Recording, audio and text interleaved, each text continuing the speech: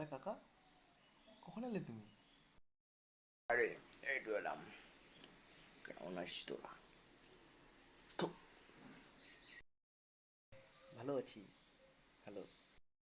বাবু, হ্যাঁ কাকা, ডাকলে তুমি? সেরকম যে একটা সুপারি দিত। কাকা, এই তো এলে, একটু চা জল খাও। না না, সুপারি দিত একটু। এই কাকা না যখনই এসেছিল তখনই সেটা 50 টাকা সুপারি খেয়ে যায়।